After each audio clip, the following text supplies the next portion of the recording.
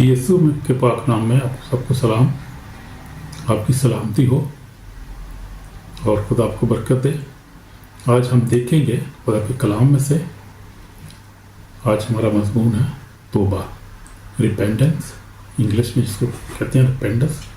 توبہ معافی اور نئی زندگی کا دروازہ جو ہمارے لیے کھل جاتا ہے جب ہم توبہ کرتے ہیں، تو نئی زندگی کا دروازہ ہمارے اوپر کھل جاتا ہے۔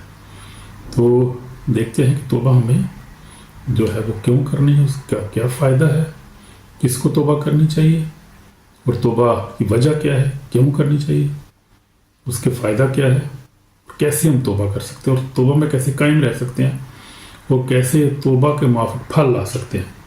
یہ بہت ساری چیزوں کا ہم ڈسکس کریں گے۔ بیکاز آف ٹائم ہم بہت زیادہ ٹائم نہیں دے سکتے، لیکن ہم کوشش کریں گے کہ زیادہ سے زیادہ اس بات پہ غور کریں گے، اس بات پہ۔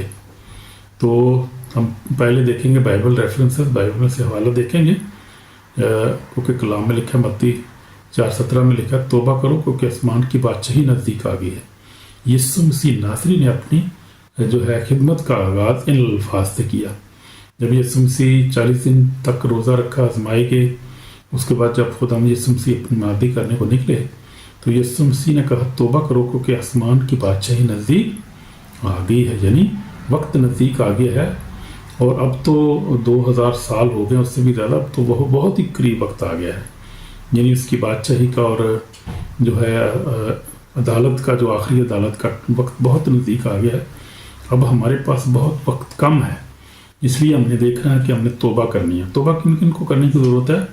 توبہ اس کو کرنے کی ضرورت ہے جو گناہ میں گر جاتا ہے، جو بے شک کرسچن ہونے کے باوجود گناہ میں گر جاتا ہے، پیچھے ہٹ جاتا ہے، خدا کو چھوڑ دیتا ہے، اس کو توبہ کی ضرورت ہے۔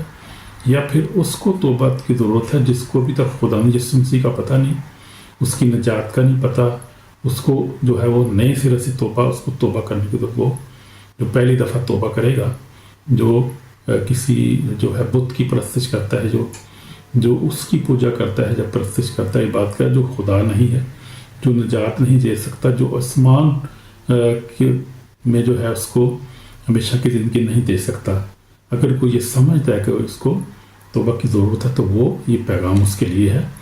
اور ہم دیکھتے ہیں آگے لکھا ہے، پھر اگر اپنے گناہوں کو اقرار کریں تو ہم تو وفادار ہے، اور وہ ہمارے گناہوں کو معاف کرنے میں سچا اور قادر ہے۔ تو یہ یوحنا، پہلا یوحنا 1:19 میں لکھا ہے۔